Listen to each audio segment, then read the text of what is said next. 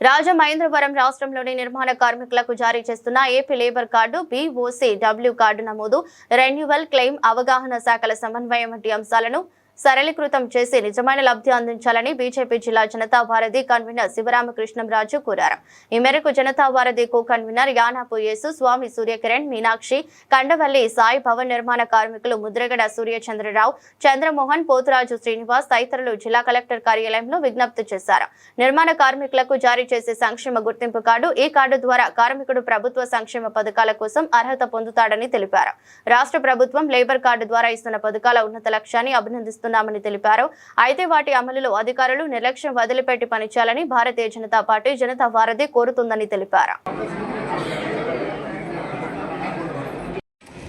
అందరికీ నమస్కారం. ప్రజలకు ప్రభుత్వానికి మధ్య వారధిగా నిలిచే విధంగా జనతా వారధి అనే కార్యక్రమం ద్వారా భారతీయ జనతా పార్టీ ప్రజల్లో ఉన్న సమస్యలన్నింటినీ సేకరించి వాటిని ప్రభుత్వం దృష్టికి తీసుకెళ్లి వాటిని పరిష్కరించే విధంగా ప్రతి వారం జనతా వారధి కార్యక్రమంలో కలెక్టరేట్లో PGRSలో అందరితో కలిసి ఈ కార్యక్రమంలో పాల్గొనడం జరుగుతుంది.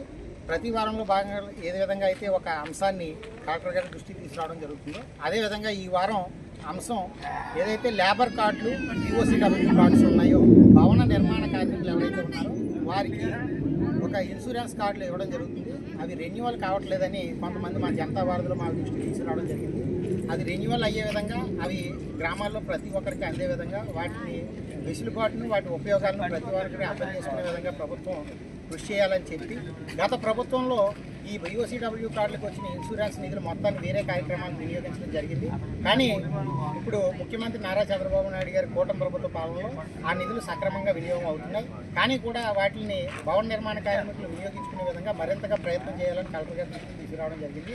దానికి సానుకూలంగా స్పందించి వెంటనే చర్యలు తీసుకుంటామని వారు తెలియజేయడం జరిగింది. ధన్యవాదాలు.